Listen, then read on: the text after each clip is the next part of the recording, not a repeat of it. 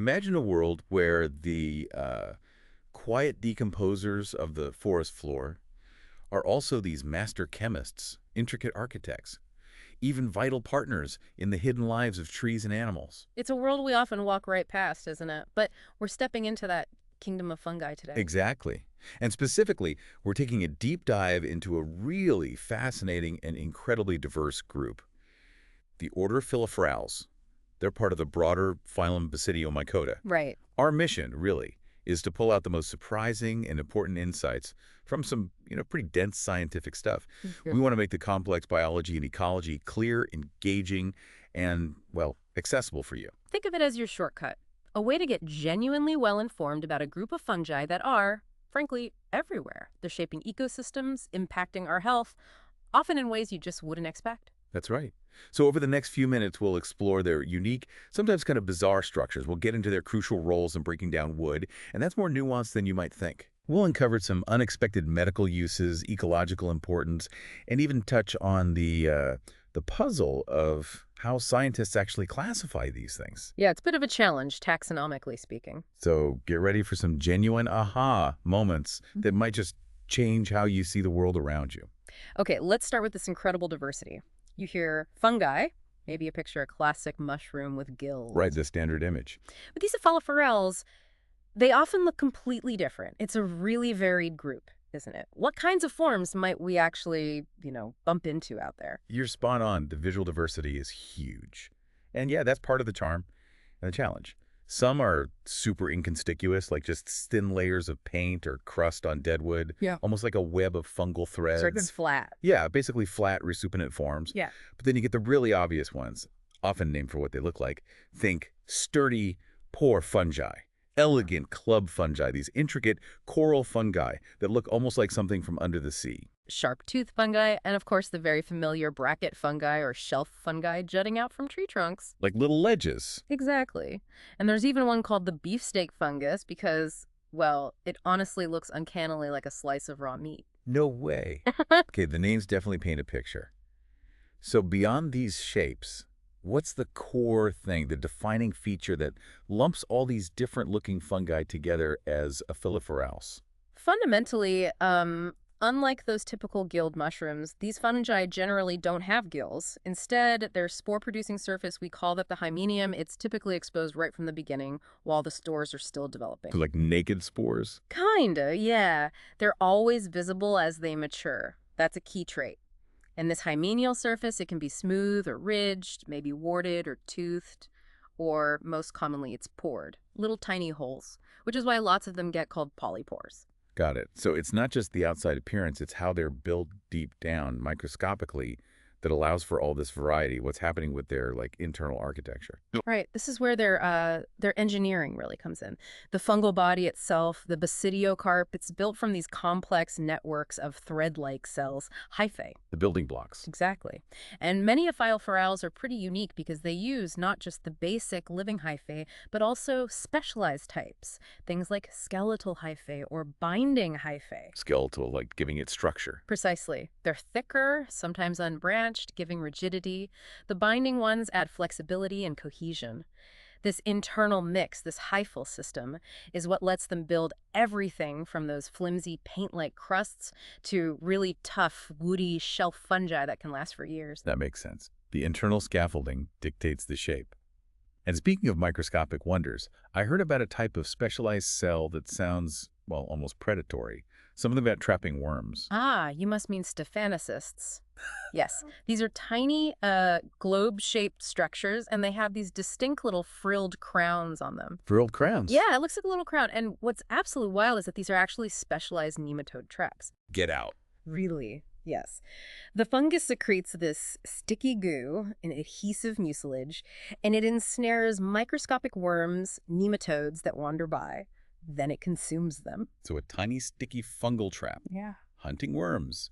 That's incredible. It really is. A surprising bit of active predation from something we usually think of as just, quietly decomposing. Okay, so all these amazing structures, they're ultimately for one purpose, Mm. making more fungi, propagation. Which brings us to their reproductive strategies and these complex genetic rules for mating. Basidiomyces generally have a standard life cycle, right? They do, mostly. The Aphilophorales typically follow that pattern. The main body, the mycelium, grows hidden, often inside wood. Then, when conditions are right, out comes the visible part, the basidiocarp, the fruiting body. The shelf or the coral or whatever shape it is. Exactly. And that produces the spores. Inside special cells, the basidia, the nuclei fuse, go through meiosis and usually produce 4 tiny basidiospores. And these spores almost always get forcibly ejected, shot out into the air. Launched into the world. But it's not just making spores. It's about who gets to, well, mate with whom. How do these incompatibility systems work? The mating games. Right, it's fascinating. Most Aphilophorales are heterophilic. Basically, that means you need 2 different but compatible individuals for sexual reproduction to happen successfully. Like a lock and key. Exactly like a lock and key. Mycelia with the same mating genes, the same key, can't fuse. They need different genetic codes at specific spots. And this is brilliant, evolutionarily speaking, because it forces outbreeding. It mixes up the genes, ensuring genetic diversity for the next generation. Makes total sense. Keeps the gene pool healthy. And when 2 compatible partners do fuse, they form what's called a heterokaryon. That's a mycelium that now has 2 genetically different nuclei living together in the same cells. And that heterokaryon is what usually goes on to build the fruiting body. Okay, so that's for making the next generation. But there's another system, right? One that controls fusion between mature individuals. Yes, and this is really cool. It's called vegetative incompatibility. Think of it as like a genetic border patrol. It stops genetically different mature mycelia from just fusing together willy-nilly, even if they're technically compatible for mating. Why would it do that? It helps maintain the integrity of individual fungal organisms in nature, keeps their distinct identities intact, like, maintaining property lines. And you can sometimes actually see this. Where 2 different fungal individuals meet in decaying wood, they might form visible zone lines, a dark line marking their boundary. A mineral turf war boundary. Mm-hmm. Amazing. So they're controlling mating and maintaining their own individual space. What if they can't find a mate, though? Do they have a plan B, asexual option? Oh, absolutely. Plan B is important. While this is key, many Aphilophorales can reproduce asexually too. Some just produce simple asexual spores called conidia. Others form these thick-walled resting spores, chlamydospores that can survive tough times. Just wait it out. Pretty much. And then you have really impressive survival structures like sclerotia. Think of the tucahos we mentioned earlier. These are dense, compact masses of mycelium, almost like a tuber, that can survive drought or cold for long periods. Fungal hibernation, essentially. Wow. From life cycles to survival pods. Mm. These fungi really are nature's essential engineers, and their main job, the one we always think of, is decomposition. They're the ultimate recyclers, yeah. Absolutely critical recyclers. Their saprobic activities, breaking down dead organic matter, are fundamental. Especially wood. They tackle the really tough stuff, cellulose and lignin, the main structural components of plants. Without them, we'd just be buried in logs and leaves. Literally buried. They unlock those nutrients and make them available again. In this breakdown, it's not all the same, is it? There are these 2 main types, white rot and brown rot. This is where the chemistry gets really interesting. Let's start with white rot. Okay, white rot, that's the more common type. You can think of these fungi as the thorough cleaners. They generally remove all the major wood components, lignin, hemicellulose, cellulose, more or less simultaneously. Break it all down. Right. The wood stays fibrous, but it gets weaker and weaker, often looks bleached or stringy or kind of flaky, lamellated.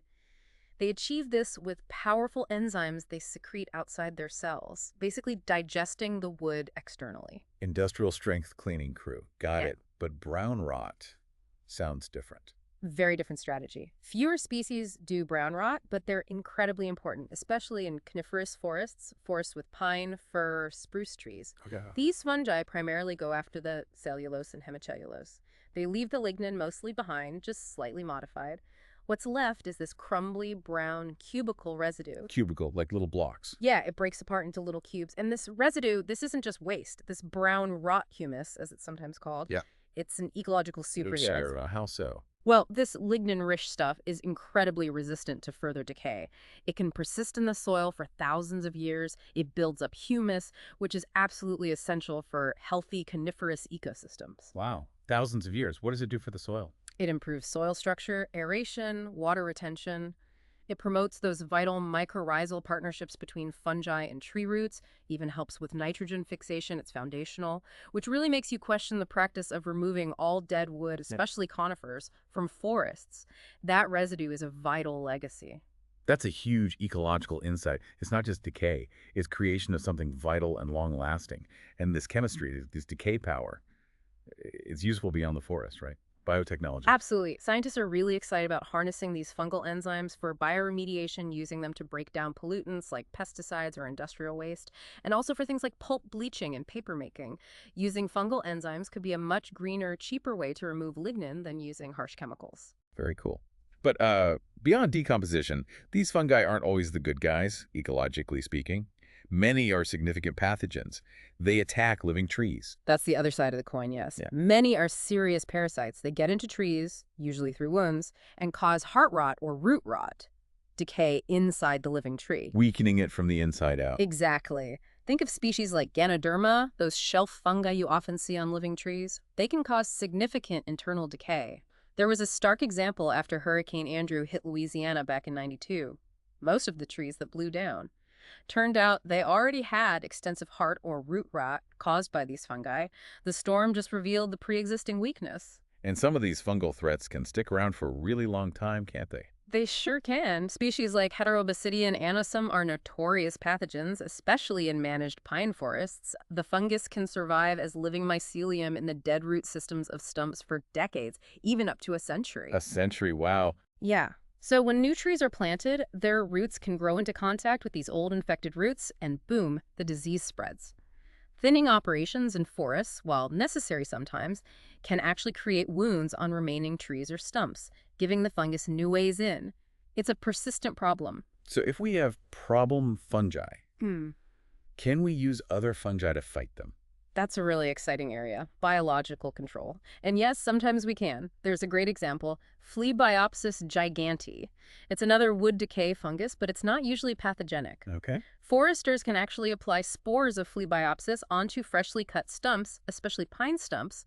Flebiopsis is a fast colonizer. It gets there first, establishes itself, and essentially outcompetes the bad guy, Heterobasidium, preventing it from infecting the stump and spreading through root contact. That's brilliant, like sending in the good guys first. It is. Some have even experimented with putting the Flebiopsis spores directly into the chain oil of the chainsaws used for thinning. So as the cut is made, the stump surface is immediately inoculated. That is incredibly clever. And of course, their destructive power isn't limited to forests. Dry rot, that's a term that strikes fear into homeowners. Oh, absolutely. The infamous dry rot fungus, Serpula lacrimans, can cause devastating damage to wooden structures, houses, historically ships, mine timbers, you name it. But dry rot is a bit misleading, isn't it? It doesn't actually like dry conditions. Exactly. It's a misnomer. It needs moisture to get started, like any fungus. But what makes Serpula so destructive is its ability to produce these specialized, thick, cord-like structures, rhizomorphs. Rhizomorphs, like roots. Sort of like fungal roots, yeah. They can transport water and nutrients over remarkable distances, so the fungus can start growing in a damp basement corner, say, but then send out these rhizomorphs across dry brickwork or plaster to reach dry timber elsewhere in the house, bringing the water with it. That's what makes it so insidious. Well, it brings its own plumbing. Oh. Okay, so beyond fungi and fungi versus our houses, they also have some surprising links with animals, right? Not just as food. Definitely. Think about habitat creation. Aldo Leopold, the famous conservationist, pointed this out long ago. Fungal rots soften the wood in standing trees, especially the heartwood. Making it easier to dig into. Precisely. This creates cavities that are absolutely essential for many cavity nesting birds, like the red-cockaded woodpecker in the southeastern U.S. Its decline is directly linked to the loss of old-growth pine forests, trees old enough to have significant heart rot, softened by these fungi. No old rotten trees, no nesting sites. So the fungi are ecosystem engineers for birds too. What about insects? Some really intricate relationships there. Many beetles feed on or breed within these fungal structures. But then you have these fascinating, almost symbiotic partnerships, certain wood wasps, for example. Yeah. The female wasp has special pouches where she carries fungal spores. When she lays her eggs in wood, she simultaneously inoculates the wood with the fungus. The fungus starts to decay the wood, making it easier for the wasp larva to eat and digest. It's a package deal. The wasp disperses the fungus feeds the wasp larva. Incredible teamwork. And then there's termites. Some termite species are actually attracted to wood decayed by specific brown rot fungi. There's evidence the fungi might even improve the nutritional quality of the wood for the termites, potentially influencing their colony growth and how many offspring they produce. Amazing. Okay, let's shift gears from ecology to, well, us. How have these fungi unexpectedly intercepted with human history and culture? This is where some really surprising stories emerge, I think. Oh, absolutely. The history of medicinal use is incredibly deep. Probably the most famous example is Ganoderma lucidum, known widely as ling qi in China, or reishi in Japan. The mushroom of immortality. That's the one. It's legendary in traditional Chinese medicine. It's been credited with, well, almost everything, curing diseases, purifying blood, lowering cholesterol, promoting longevity. A true panacea in folklore. Quite a reputation. Yeah. Are there other examples of medicinal ephemerals? Lots. In India, for instance, over a dozen species of a related genus, Phylinus, have traditional medicinal uses. And researchers have actually isolated antibiotic compounds from some species, like from Phlebia. So there's modern scientific interest backing up some of the traditional claims. And that story about Fomitopsis officinalis, the shaman's fungus, that one has real cultural depth. It's fascinating. This was a large, chalky white polypore, often found on larch trees. Commercially, it was once harvested because it contains agaric acid, which was used to reduce sweating in tuberculosis patients. Its spongy texture also made it useful as a styptic to stop bleeding. Practical uses. Mm, But the shaman connection. that's the really compelling part. Indigenous peoples of the Pacific Northwest, particularly shamans, carved its fruiting bodies into human or animal figures. These were believed to have supernatural healing powers, used in rituals, sometimes placed near sick individuals, or even buried with the dead as spiritual guardians. There's even speculation it might be linked to a Haida creation myth about fungus man creating women, possibly inspired by drawings made on the fungus's smooth, pore surface. It shows a really deep spiritual connection. That's incredible. And speaking of ancient connections, Mm-hmm. the 5,000-year-old Iceman, Ötzi, he was carrying fungi too, wasn't he? He was. He had pieces of two different polypores with him. One was Piptoporus botulinus, the birch polypore. And the big mystery is why. Medicine or something else. Exactly. Pictoporus has known medicinal properties. It contains compounds with antibiotic and anti-inflammatory effects, and it might have been used against parasites, which Ötzi likely had. But it's also excellent tinder for starting fires. The other fungus he carried was almost certainly used as tinder, so was the birch polypore his medicine cabinet or part of his fire-starting kit? The debate continues. It really highlights how useful these fungi were to ancient peoples. Medicine, tinder. What about food? Are any of these actually good to eat? Yes, some definitely are. The beefsteak fungus, Fistulina hepatica, apparently really does resemble and taste a bit like beef when cooked. Huh. Then there's the bear's head fungus, or lion's mane, Hericium erinaceum. It's this beautiful, white, shaggy-looking thing with long spines, and it's considered a choice edible, also used medicinally now. The bright yellow sulfur fungus, or chicken of the woods, Lytocorus sulphureus, is another well-known edible, though some people have reactions to it. Chicken of the woods. Interesting name. And don't forget the tucahos. Yeah. Wolfiporia cocos, those underground sclerotia we mentioned. They were a traditional food source for Native Americans, dug up and eaten. So food, medicine, tinder. What else? That artist's conch. Ah, yes. Ganoderma applanatum. It gets that name because its underside, the pore surface, is incredibly smooth and white when fresh. Yeah. If you take a sharp point, like a stick or even a fingernail, and draw on it, Yeah. it causes an immediate dark brown oxidation reaction right where you touched it. It's permanent, so people literally use them as natural canvases to create intricate drawings and etchings. It's pretty cool. A living canvas. It's amazing. And historically, people used the tough, fibrous flesh of other polypores for things like razor strops for sharpening razors, or as curry combs for grooming horses, even for making dyes. Really versatile materials. Truly versatile. Okay, for our final segment, let's dive into the big scientific challenge. Actually classifying the Epiphylaphus. It's been called a chaotic mass, and you mentioned it's polyphyletic. What does that really mean for scientists trying to organize them? It means it's messy. Polyphyletic means that the group, as traditionally defined, doesn't include all the descendants of a single common ancestor. Instead, members have evolved similar features like having pores instead of gills, or tough, leathery textures independently multiple times. So just because two fungi look similar, like they both form shells with pores, doesn't mean they're closely related. Exactly. That's convergent evolution in action. It makes classification based purely on looks, on morphology, really tricky. Early mycologists did their best, grouping them by hymenophore-shaped pores, teeth, smooth surfaces, but they recognized it was somewhat artificial. It was a practical system, but not necessarily reflecting deep evolutionary history. A chaotic mass, indeed. So how did scientists start to untangle this? What changed the game? The huge game changer has been molecular data. Analyzing DNA sequences, especially from ribosomal RNA genes, has revolutionized fungal taxonomy. It allows mycologists to reconstruct evolutionary trees based on genetic relatedness, not just physical appearance. So genetics reveals the true family tree. Pretty much. It lets us identify true monophyletic groups where all members do share a single recent common ancestor. And it clearly shows those instances of convergent evolution, confirming that, say, the poroid form or certain types of hyphal construction or even types of wood rot evolved independently in completely different lineages. It's leading to a major reorganization of families and genera. That sounds like a massive undertaking. Can you give us just a quick taste of the kinds of features molecular data helps highlight? Maybe look at a few example families. Sure. Let's take the Hymenocetaceae. Molecular data supports this as a natural group. What often links them, besides genetics, are features like those unique, brownish, thick-walled, porgy structures in the hymenium called setae. And many of them have this characteristic chemical reaction where their tissues turn blackish when you put a drop of potassium hydroxide, KOH, on them, the xanthocroic reaction. They're all white rotters, too. Okay, so a combination of microstructures and chemistry backed by DNA. What about another one? Maybe the family with reishi. Right, that's Ganodermataceae.